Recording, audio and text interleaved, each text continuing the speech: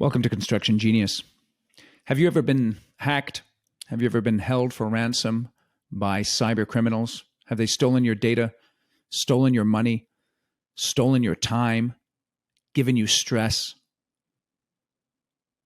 Even if this has never happened to you, don't fool yourself and think that it can't happen. And that's why I'm very, very excited to have my guest today, Nick Espinosa. He is the chief security fanatic at Security Fanatics. Security Fanatics is a company that is dedicated to designing custom cyber defense strategies for medium to enterprise corporations. And that is what we talk about here today, cyber defense strategies.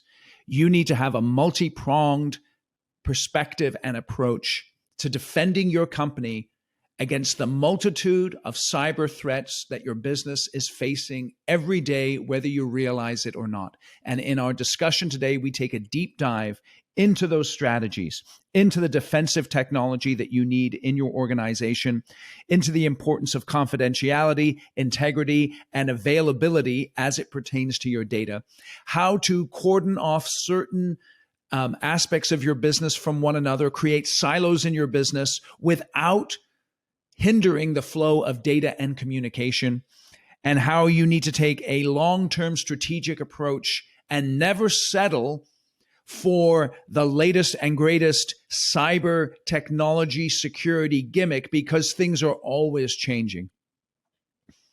I'm pretty fired up about this. The conversation we had was tremendous. You're really going to enjoy it. Nick is an expert. He's tremendously engaging. I promise you, you will not be bored by this conversation about security when it comes to all things cyber. It is essential for you to listen to this episode. Thank you for doing so. Feel free to share it with other people. And thank you, as always, for listening to Construction Genius. This is Eric Anderton, and you're listening to Construction Genius, a leadership masterclass. Thomas Edison said that genius is 1% inspiration and 99% perspiration. If you're a construction leader, you know all about the perspiration, and this show is all about the 1% inspiration that you can add to your hard work to help you to improve your leadership.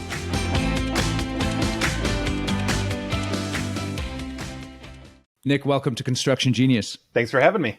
It's my pleasure. I'm having you on because you are a cybersecurity expert. One of my clients a couple of years ago got nailed by a massive attack that took him down for at least a couple of months. It was devastating. So I wanted to bring you on and just right off the bat ask you, why are construction companies particularly so targeted by cyber terrorists? Yeah. Well, thanks for having me, number one. And unfortunately, your client is the number one call we get. Oh my God, help, the world is burning down. Unfortunately, though, the number two call is, I don't want to be that guy. So what do I have to do? And construction is targeted pretty heavily for a couple of different reasons. One, basically, there is a perception out there, especially among criminals, that, construction firms are always on deadlines. They've got cash on hand. And so statistically, construction will pay a lot faster than other verticals because you want to meet those deadlines for your GC or the project or whatever it is. The other flip side to that is essentially that we see a certain level of complacency in construction firms, meaning you are excellent at, building or maintaining or installing whatever you install, or et cetera. But one of those key competencies and core competencies is cybersecurity and technology that runs the business. And oftentimes what we see are networks that are based on 20, 30-year-old infrastructure technology and design, not to mention complacency in things like threat detection systems that make it much more easier for cyber criminals or, even professional hackers like myself testing systems to evade and get around. So it's a problem coming and going right now in the construction industry. At what point do you see construction companies hiring internally someone specifically focused on handling these kinds of issues? Honestly, it really depends on the size of the organization. And that's not unique to construction. That's simply Hmm. maturity of the organization. As a company grows, maybe you're 20 people, you're 30 people, you tend to outsource a lot of these things, whether it's HR or IT support. And for the record, IT is not cybersecurity. They're two different things, but the IT guy is expected to know absolutely everything. Oh, sure, I can install your server, defend it, rotate your tires, fix your VCR, et cetera, et cetera.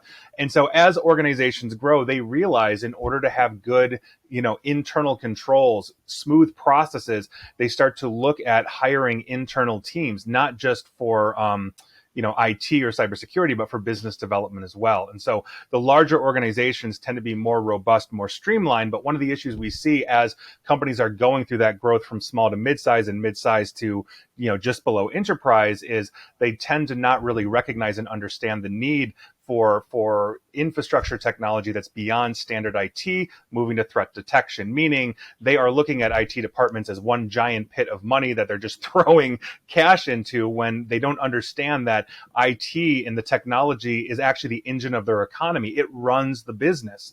Take away the computers, take away the systems. You can't bill anybody. You can't coordinate on projects. You can't communicate, with your foreman or your GC or anything else. This actually literally runs the business. It's a total work stoppage without it. And so it's not this giant money pit that, you're burning cash into. It is essential to running a construction company, just like any other company out there. Okay, so that's really good because I'm a construction company owner. I've got my IT guy or gal, and I'm thinking the geeks in the house, and so therefore they're taking care of everything. What is for a smaller to mid-sized construction company? What are the things that they are missing that typically cause one of these cyber attacks to take them down? What are they missing? Sure. Well, it's the perception that basically like an outsourced IT company is a one size fits all. Overwhelmingly, and it's one of the biggest problems we have in cybersecurity is that IT companies will put out a shingle saying, "Oh yes, we are cybersecurity," when in fact what they typically do is data security, which is a subset of cybersecurity, and they usually do it at a low to mid range level. So I'll give you an example of this. So perfect example is simply a cybersecurity framework is 22 categories. It's everything from asset management to data security to contingency planning to how you detect anomalies and events, how you protect your systems that protect you, and on and on and on and on, not to mention risk, an understanding and quantification of risk. And your IT company comes in and says, "Oh, we got a firewall, we've got an antivirus, we've got a good backup for you," and then that's it. When those are table stake things, but by no means holistic to defending the organization. So that I think is one of the biggest misses that we see is this reliance on oftentimes IT companies that are ill-equipped to really keep up with the evolving technology. IT companies, like many organizations out there, tend to be complacent, and that is the death knell of cybersecurity. We vet our products here every 90 days because we never know when that 15-year-old kid is going to break Google and we have to slam on the brakes and figure out what on earth that he just did or she just did and now devise a new strategy for defense. So you're using the same firewall you've used for the last 5-10 years because that's what your IT company is telling you to do, and we've outclassed it for the last 3. And that is a huge problem that we see just all over the world. Okay, so this is really great. You've talked about the table stakes. What are the areas beyond the table stakes that a construction company immediately needs to take initiative on when it comes to cybersecurity? Yeah, so the first thing that any organization needs to do, especially construction, is to understand your risk. Cybersecurity, at the end of the day, is a quantification and understanding of risk and then the mitigation thereof. If you cannot tell me as an organization how many computers are off or can be off for how long until it's so economically unviable for your company, torches and pitchforks at the CEO's door, then how do you know what you're doing is right? How do you know the backup is right? Maybe production can be down for 6 hours and it's so economically unviable after that. Maybe marketing can be down for a week and nobody cares. If you cannot tell me these things, how do you know your backups are good? How do you know your recovery times are good? How do you know your threat detections are robust enough to mitigate that, to ensure that you won't go down for longer than X amount of time? If you cannot quantify that in hard and soft dollars, that's a huge problem. Therefore, the very first thing to really getting down the cybersecurity road is to run a risk assessment to the organization. Understand your strengths and weaknesses, understand the value of your information, and then understand that if you lose that lose access to that value, or that information is stolen and put out there into the dark web, what is that going to do to your bottom line? And we can see examples from the construction world exactly on this. I mean, you look at the massive Target breach from around a decade ago, 8 years ago, something like that. It was actually a mechanical contractor that was involved in that. It was a shared responsibility between Target and that mechanical contractor. But I guarantee you, when Target came out and declared a data breach, they threw that mechanical contractor under every bus on the bus schedule that week. And guess what happens with that mechanical contractor when they go to the Walmart next door or the Home Depot next door to say, hey, we can do your HVAC, and Walmart and Home Depot say, aren't you the ones that got Target breached? These are things that we have to quantify. These are things that we have to understand. And if we don't get that, if we don't really fully integrate that into our business process for management, we are going to end up with a very serious problem on our hands. We really are. So that's interesting, because a lot of times we think of, our company as, let me put my wall around my company. Sure. But in these matters of cybersecurity, it not only affects me, but it affects my clients, it affects my project partners. Yes. With that having been said, as you do an assessment like that you're describing with a contractor, what are the biggest weaknesses that you see on a consistent basis? So some of the biggest weaknesses are, one, no real understanding of the indemnification of the organization against its employees.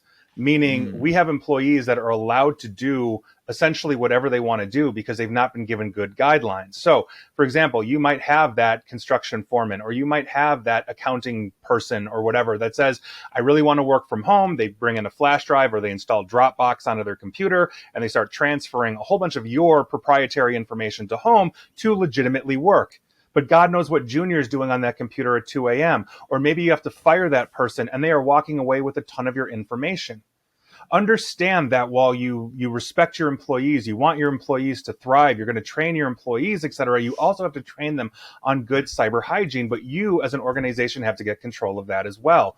That is one of the biggest problems that we have. On top of that, like I said, oftentimes we're seeing antiquated technology, even if it's brand new, because the technology that is being supplied to the construction companies through their third-party IT providers oftentimes is low to mid-range. I literally just finished a network assessment, a cybersecurity assessment for a construction company in Michigan, and that's exactly what we found. They had a firewall that was brand new, fully licensed, and I could teach a third-grade class how to download infections through that firewall that the firewall never missed. I was able to infect that network innocuously, but I was able to infect that network without tripping any of their systems. And this is what we're talking about. We are continuously evolving these things. The other big thing that we see is that we see no real robust contingency planning in organizations. People say, oh, I have a backup disaster recovery plan that looks great on paper, but it's never been tested. But a contingency plan includes that. It includes an understanding of the different types of threats to the organization. Maybe somebody walks away with your data. Maybe you do get a ransomware event. Maybe a tornado or an earthquake or a fire or whatever rips through your building. Now what? If you don't have these things on paper, what ends up happening is you slow down in your reaction time. And we've walked into organizations. We had a large architectural firm that we were working with last year. They had a massive ransomware event, no real contingency planning, and we had to figure out on the fly the priorities of stuff. Does email come up first? Does the database come up first? Does communication in some other way with, let's say, the customers come up first? They had to figure this out on the fly, not understanding, okay, email can be down for 2 hours and then we're going to lose money, or the production platform we all share, is more vital. They couldn't answer these things. So having an understanding of that is one of the most important things any organization is going to do, because it's going to help you recover faster and effectively, and everybody's going to know what to do, as opposed to you've got 30 executives calling like the IT staff saying, are we up? Are we up? Are we up? Can we get up now? Is email up? And all you're doing is slowing down their response time as well. That's a huge issue. So those are the big ones that we see almost right out of the gate universally in construction. Okay, so I got those three there and if I missed one, let me know. I've got employees, I've got antiquated technology, and then lack of contingency planning. Yes, those are the big ones. Let me go back up to employees then. So, I've got, my kick-ass project executive or superintendent, and they're working out of their house. What are the lines that I need to draw to be able to do my very best to protect my data and to avoid what you just said, Johnny on the computer bringing in, something from the dark web or whatever and hitting my system. What lines should I draw there? Right. So as we approach cybersecurity or cyber defense for an organization, there is a large umbrella that we use. It's called the triad. It's known as the CIA. And I am not talking about those that spy on us. CIA. I like this. We got triad, we got CIA. This is beautiful. Let's go for it. There you go. The CIA in cybersecurity nerd speak, the CIA is confidentiality, integrity, and availability.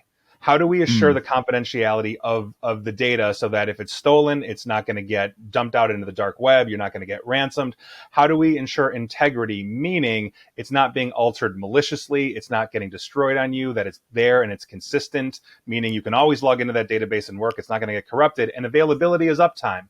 How are we assuring that you are basically going to have access to that data while it is both confidential, secure, and has integrity, that you can get it 24/7 if you've got a job site that's running 24/7. Those are the three pillars. Now we apply that through safeguards or controls. And the big three on the controls are, we have administrative controls. These are the paperwork side, the management side, the training side of these things, meaning how are we training our people? That accountant that shouldn't be going home with files, how are we training him or her? These are things that we are talking about, and that training is role based, because how you train the janitor should be different than how you train the assistant to the CEO. They have different access. Therefore, they need to be trained differently. Now, on top of administrative controls, we have physical controls, meaning, can I just walk into your office right now, undetected, pick up a computer and walk out? Do you have cameras? Do you have barriers to prevent things? Do you have a server room that is under lock and key? Is your sensitive data locked up? These kinds of things are so unbelievably important. Do you have a log of people coming and going out of your office so you know who potentially is there? Now, you have administrative, you have physical, and then there's the technical safeguards. Do you have encryption? Do you have threat detection systems? Do you have good logging to understand who is logging in and accessing what and why? Therefore, in the event of some kind of attack or in the event of a loss of data, we can go back forensically in the logs and say, oh yeah, it was Bill in accounting that took everything and said, screw this place, and walked out the door to the competitor, because we've seen that too. So those are the core things that we are looking at when we are approaching cybersecurity. It's very interesting because as you go through those things, when you said integrity, I immediately thought of the integrity of the person, but you're talking about the integrity of the information. And yes, please go ahead. Yeah, I was going to say the goal of the CIA follows the data. Right. It follows the data. It protects the data. The data is what we are doing. And by virtue of that, we train our people. The number one thing that I talk about when I say I'm building you a cyber defense strategy is awareness training. Because if I am building you a Ferrari's worth of a cyber defense strategy and I'm turning the keys to that Ferrari over to a chimpanzee, how far are we going to get? We have to learn how to drive. We have to learn how to protect ourselves and each other. That is the number one thing. Okay, so we got the triad is confidentiality, integrity, availability, and then the safeguards are administrative control, physical control, and then the technical safeguards. Correct. That is correct. So, I can already see the brains of the construction leaders listening to this podcast, it beginning to sort of, almost explode. That's a and lot. I'm gonna get to how you can go through this process a little later. But I want to go to the second aspect of the antiquated technology. What is, in your mind, your opinion, the one piece of technology that is totally overrated and gets pushed way too much into construction companies that they really don't need to focus on? And what is the alternative to that? So, construction, in terms of technology that they shouldn't be focusing on, when it comes to defensive technology, yes, honestly, there's really no defensive technology that shouldn't be applied. And what I mean by that is we tend to layer our security. There is no one size fits all, meaning, well, I have a firewall, so I don't need an antivirus. You know what I mean? Oh, I've got, identity management, so I don't need a firewall. Or I've got antivirus, I don't need a firewall.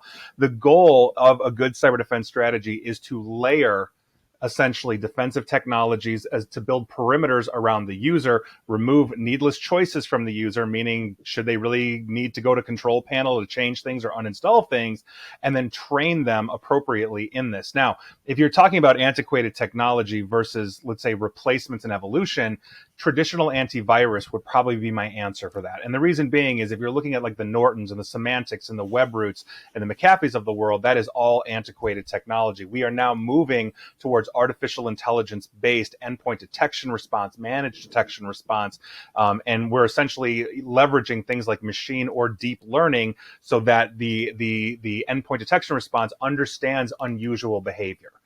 That is something that is vastly outclassing traditional, what is known as signature-based antivirus, and we just don't use it anymore. Right? It's so easy to evade. I actually wrote an article back in 2016 on how easy it is to evade called "I Love Ransomware" for a previous publisher of mine, and really and the reason why I love ransomware is because it underscores that perception of, well, I've got my $20 Norton, on my computer. Now I'm Fort Knox, when it's anything but. So these are things that I think are really missed right now. So when we see traditional antivirus, as I literally just mentioned, we just did one out of Michigan. It's so easy to get infections around that stuff. It really is. So I like this idea of the layering of technology. So I know you've touched on this already, Nick, but give us the essential layers that every construction company should have in their organization. Sure. So think about the perimeters that you have to build. If you're looking at the military, right? If you're building a base in the middle of a war zone, you're digging trenches, you're putting up wire, you're building a perimeter to protect, basically the horde of your enemy from just running into camp and killing everybody. It's the same concept here in cybersecurity as it is in physical security. So in cybersecurity, as we were looking at perimeters, we have a perimeter around the user, we have perimeters around data, and we have perimeters around the flow of data. So for example, think about all the ways that you interact, communicate, or use technology in your business. One of the core ways, as an example, is email. So you might have Office 365 because every freaking business has Office 365 at this point. And so you can build a perimeter around Office 365 by using a third-party spam filter as opposed to the integrated Microsoft one, which isn't that good. And so what happens is now all of your email goes to this perimeter. It gets checked for threat, and if it's good, it passes into your ecosystem, and now you've got a perimeter taking the hits. If you've got a physical building, with wiring and cables and wireless and all of that, you've got a firewall basically that sits between the internet and your office so that everything that goes out and everything comes in gets checked for threat completely. And then inside the network as well, we start building what are called micro perimeters for an approach we call zero trust. And so essentially think about it this way. Let's say, and we'll use easy numbers, you have 100 people in your building. The traditional network is you've got a firewall and then you've got 100 computers and printers and VoIP and all this stuff, and it's one big happy family. But why do the accounting computers need to, on a network, talk to the marketing computers that talk to the sales computers that can also talk to the production computers and on and on? Why not wall them off? The problem with the standard traditional perimeter-based network with a single firewall is if I'm able to infect one computer in accounting, I can infect all 99 other computers in the network. But if I silo accounting, I silo marketing, I silo sales, when there's an outbreak in marketing, it stays in marketing. And now we're protecting the company, we're protecting data. So building perimeters inside are also super important. It's like the old castles of yore. You had a moat, then you had an outer wall, you had space and an inner wall. This is what we're talking about. Compartmentalization and segmentation of this is one of those things. And then on top of it, you've got the total backup for threat defense, which is the endpoint detection response. So if something gets through the perimeter, something gets into that small perimeter because somebody downloaded something and everything missed it, then you've got the endpoint detection response that works as a remediation tool. If it senses a threat, it can then cut off all the other marketing computers. So your 10 marketing computers, only one's infected. The other 9 are now excised from that. So this is essentially the approach that we are taking. On top of this, we have a perimeter around the identity of the user as well. One of the big pushes that we have in cybersecurity is identity management. We have so many stolen usernames and passwords that are getting companies hit. Colonial Pipeline is a perfect example of this. Stolen username and password, logged into the VPN, knocked out the billing system for Colonial Pipeline, and here we are, national panic, right? So building an identity management solution based on artificial intelligence that realizes, hey, wait a second, Nick's not in Moscow or shouldn't be in Moscow at 3 a.m. logging in at 3,000 times a second. Something must be wrong. And then suddenly I'm in Beijing trying to log in 3,000 times a second. Well, I don't have a Star Trek transporter. Now it understands geovelocity. And so my identity, for example, on the platform that we leverage here, my platform only works in Illinois. I'm in Chicago. And when I fly next week to Washington, D.C., it'll work in D.C. and it will stop working in Illinois, and on and on. Now I'm mitigating that threat that is essentially there. So if one of my people at my office steals my username, tries to log in as me in Chicago, they can't. My login doesn't work in Chicago anymore. This is what we're talking about. These are the things that we can approach and we can put in. And this doesn't slow the user down. This doesn't impede the user. These are natural things that we can put in that are simply there to defend the user. And when all else fails, when all the technology fails, we have to rely on the training that the person can actually follow protocol and spot that phishing email, or request verification when somebody says, hey, we have a new bank account, here's the new number, please send our money here. Those are things that we really need to discuss. We really need to understand, I should say. This is really awesome. So I was going to ask you that question because we're doing walls within walls. We've got walls around computers, walls around users, walls around departments, walls around the company. The logic makes complete sense.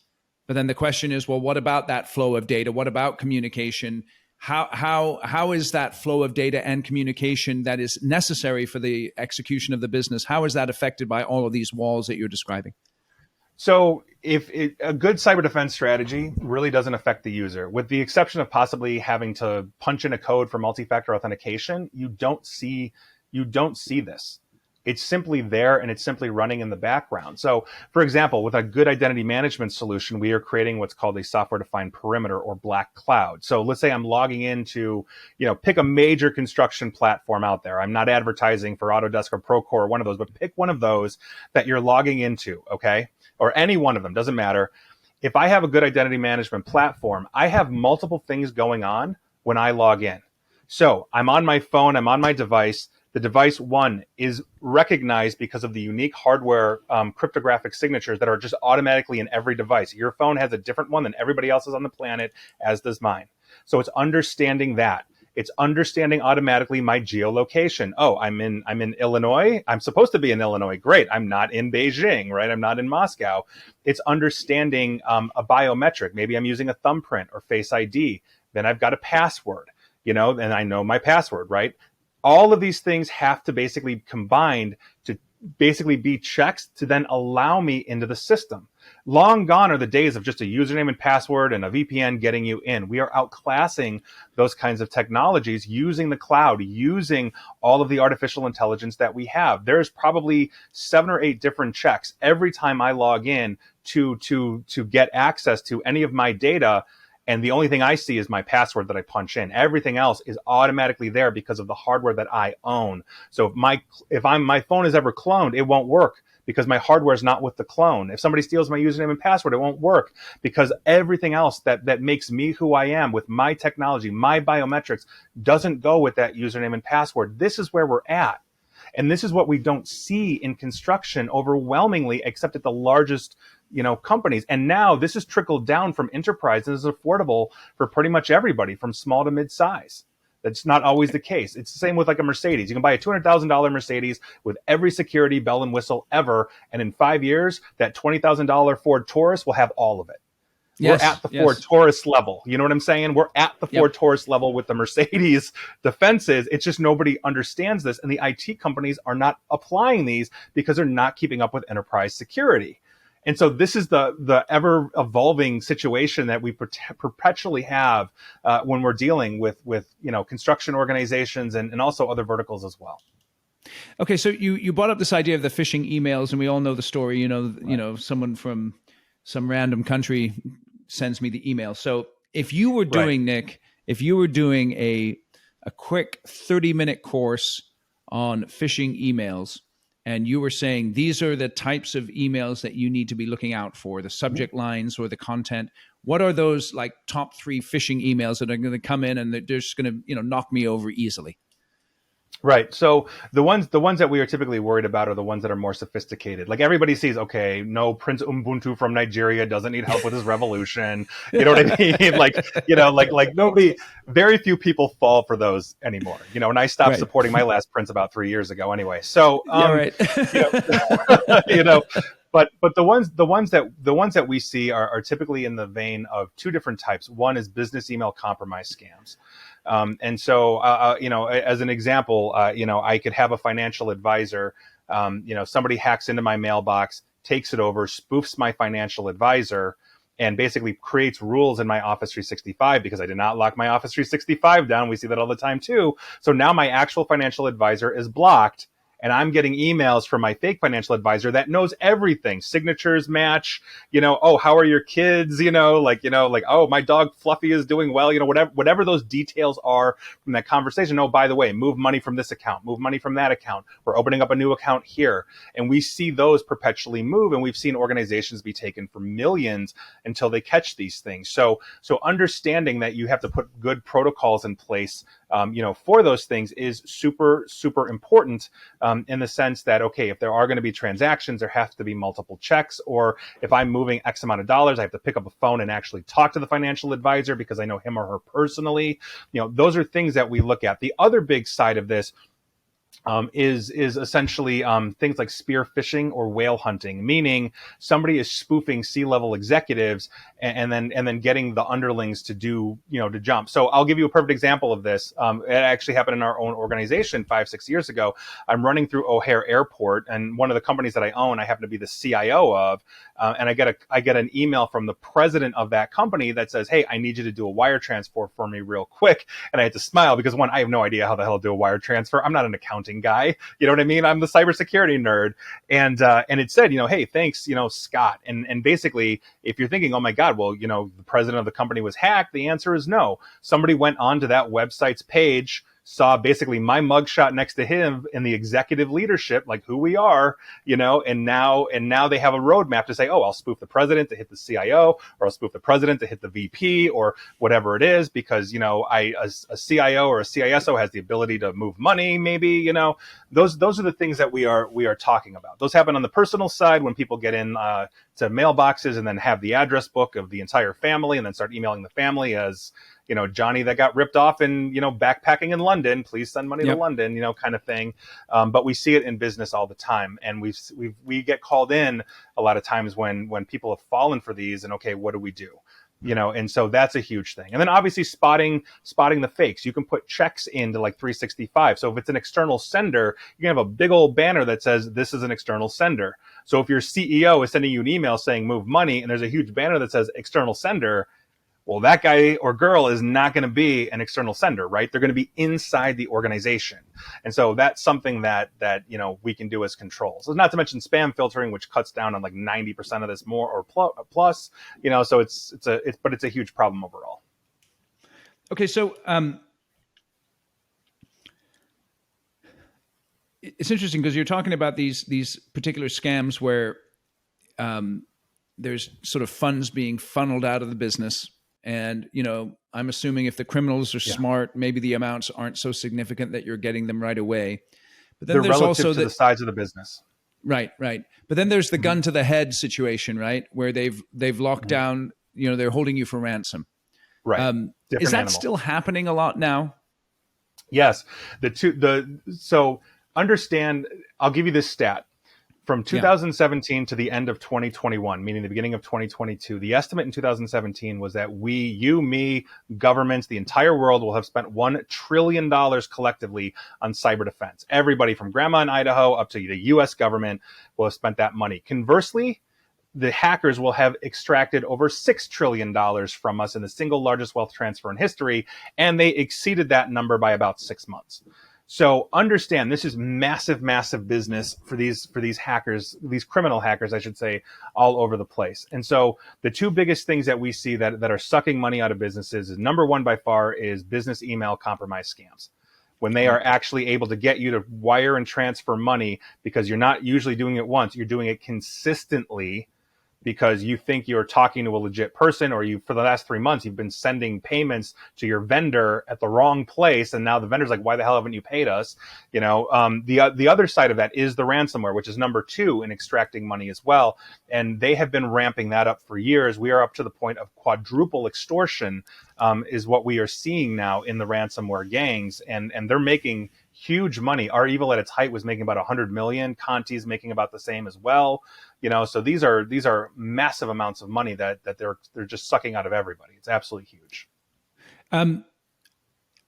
Is there ever a time when you don't pay the ransom? Oh, sure. Yeah, absolutely. We had one of these. Actually, I'll give you a construction story. We had a construction firm in Silicon Valley, around Silicon Valley, that got hit around Christmas of last year, by one of these gangs. And so we immediately go to work excising the virus, et cetera, trying to get them stabilized with their IT teams, replacing antiquated technology as fast as we can. But we also got into negotiations with ransom. And so one of the things, and for the record, all ransoms are negotiable. So when they come with this huge $1 million thing, you can usually knock them down to something, because then we wheel and deal all the time. But the goal is to understand exactly what they took, not just what they locked out. So, for example, they might have been caught halfway through. They might have gotten innocuous folders that nobody cares about. Why bother with that? You're not violating any compliances or anything along those lines. So why on earth would you pay to get, pointless data back, right? The other side of it is, some organizations, and our default recommendation is not to pay, but sometimes you have to, because it could be a life-ending event for the organization. But like I said, the one that we had in Silicon Valley, we were able to say, okay, we don't want the file. Obviously, we want the files back, but we just want to see a list of what you have, because and I'm playing dumb, like, hey, I'm just this old construction guy. I don't know what I'm doing. It took me forever to find the dark web, blah blah blah. Just totally stringing them along for like a month or two, while the IT teams and us are locking everything down so they can't get back in. And basically, they gave us a listing of the files. And the CEO of the company is like, I'm not paying for this. This is absolutely pointless. So we just strung them along, just trying to lower the ransom down. And until we just cut them off. And then the war in Ukraine started, and he said, well, I'm not paying Russians no matter what. Right. You know what I mean? Right. So he wasn't going to pay anyway. But that's what we do. We string them along. And a lot of organizations don't realize, but if you've been hit with ransomware once, statistically, you have an 80% chance of getting hit again in the next year. Wow. You get hit constantly, because what happens is you excise the virus, everything goes back to normal, and then you don't fix anything. You don't upgrade anything. It's just business as usual. And the same vulnerabilities you had before are the same vulnerabilities they'll exploit again, or somebody else will find. So, it's a huge issue as well. Complacency is just the killer in cybersecurity. It really is. So tell me then about the importance of the senior leadership in executing an effective cyber strategy for a construction business. Yes. So, and this is one of the biggest problems we have in all verticals, construction as well, because usually the CEOs and the CFOs of the world are not technical when it comes to actual nerd things like IT, cybersecurity, et cetera. So this is usually how I coach CISOs, Chief Information Security Officers, or Chief Information Officers, or when I've got a room full of CEOs, as I will in DC in a couple of days as I'm talking to them, is understand your organization. You have, let's say, a 5-year vision for your company, where it's going to go, how you're going to grow. Your CFO is going to fund it. Your CIO is going to build the infrastructure that runs and maintains the engine of your economy. Because as I said before, the engine of your economy is not the construction work. It's the technology that allows you to properly run the organization to get the construction work done. The CISO, the Chief Information Security Officer, is going to defend the whole thing. We are the shield that protects the engine of your economy. And given the importance of what the construction industry is as a whole, it is beyond important to have good cybersecurity. So you have that 5-year vision. Imagine losing half of your clients when they find out that their sensitive information has basically been lost. Does that GC want to work with you again? If you're a GC, does a major US government department or some huge corporation want to work with you again? No. And this is what we are talking about. We are talking about the indemnification of risk. The engine of your economy should be protected at all costs. And if you are not doing that, and you are not understanding the risk to this, all it looks like is, 1, you're going to be complacent, or 2, you think you're going to blow money when you're actually not. So understand that, and then obviously get good help on top of this as well. I don't go to my podiatrist for brain surgery, and I don't go to my neurosurgeon for footwork, and I like to walk and think. We train differently. We have different specializations in cybersecurity and IT. I have a whole bunch of IT people. I love them. They're great. They keep the lights on. I can set my watch to them. My cybersecurity people are nuts, but that's what I want. They're looking at creative ways on how to destroy your life so we can figure out how to defend you.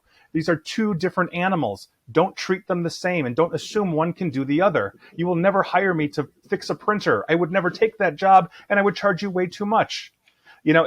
So we have to understand that there are different roles, in the same way that I understand an electrician is not a plumber, and I'm not going to hire my electrician to start, running the plumbing for my toilet. We just don't do that, right? It's the same concept. It really is. It really is. And it's interesting. It's interesting because what you've been describing here, Nick, is that you not only have to have the technology in place, but then you also have to have the right people and have the right people trained in place in order to be able to execute a successful cybersecurity strategy. Correct. You have to have the right core competencies.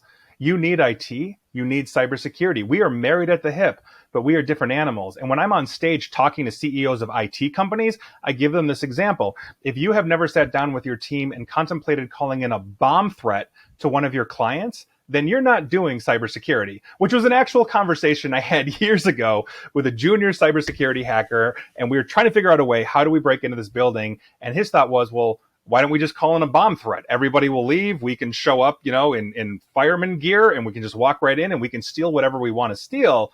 And my first thought was, my God, that would totally work. And my next thought was, but the cops don't know we're not terrorists. Not to mention when we all show up in like Subarus and Hondas and fireman gear, we don't have a fire truck, how's that going to work? You know what I mean? Like nobody's going to believe that, but the point is that it's that kind of outside of the box thinking that you want as a good approach to cybersecurity, because we're always looking to try and innovate ahead of the hackers who are always innovating. It's a cat and mouse game, whereas IT is keeping the lights on, and that is so insanely important, but it's just a different animal. It really is. That's excellent. So as we're wrapping up here, Nick, what would you recommend are the first 2 or 3 steps that a CEO should be taking immediately to evaluate their cybersecurity and then to act on the findings from that evaluation? Yeah. So first things first, get a cybersecurity risk assessment. Understand in hard and soft dollars, as I mentioned before, how many computers can be off for how long until you are out of business or your data is ruined or you have no reputation. Understand and quantify that data as well. Understand and quantify your current technology, your current defensive standards, your current level of training and awareness, your current policies, procedures, things that indemnify the corporation against the potential malfeasance of an inside employee.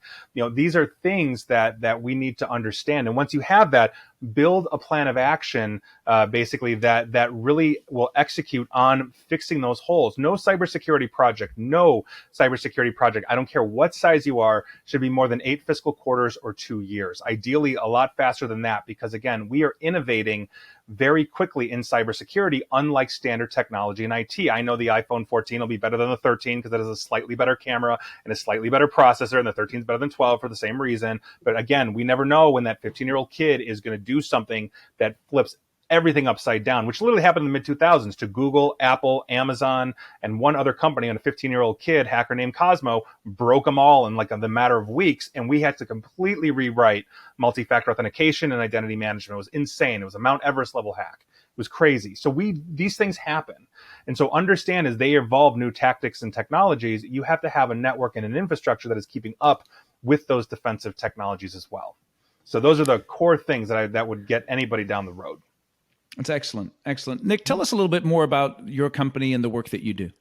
Sure. So I am the chief security fanatic of Security Fanatics. We do all things cybersecurity, cyber warfare, cyber terrorism, infrastructure, and government compliance related. And needless to say, we have been busy as hell the last couple of years, just given everything that's going on. But yeah, and we have clients from small to Fortune 100. Some of the interesting projects that we've been involved with or getting involved with are things like building cyber defense strategies for developing countries alongside the United Nations ITU, and everything else in between. So, and how can people get a hold of you and learn more about what you do? Yeah, sure. I mean, you can share, follow me on, Facebook and Twitter at Nick AESP for as long as Twitter exists. And you can also hit me up on LinkedIn as well / Nick Espinosa, and come say hi. I'd love to connect. Awesome. Nick, I really appreciate you taking the time. I know you have deep expertise working with construction companies, and so that's why I had you on. And I would really encourage any construction company CEO listening to this program to go out to securityfanatics.com, check them out, and learn more about what they do to help construction companies. So, Nick, thank you for coming on. Thank you for being very generous with your insights. And I learned a ton today, and it was super helpful. Thank you. Thanks for having me. Thank you for listening to my conversation with Nick. I know you enjoyed it, and it was tremendously helpful. I just know it. And so check out Nick. The links are in the show notes. Go to securityfanatics.com, connect with him on LinkedIn or on Twitter. All those links will be in the show notes. And this episode of Construction Genius has been brought to you by the one book every construction leader must read. What is that book? That book is Construction Genius. And you can go out to constructiongeniusbook.com and grab yourself a copy right away.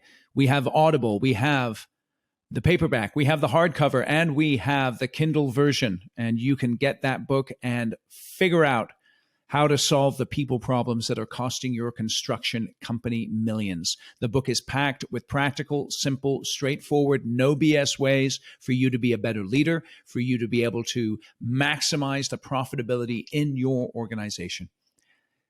So go out to constructiongeniusbook.com, buy the book today, enjoy it.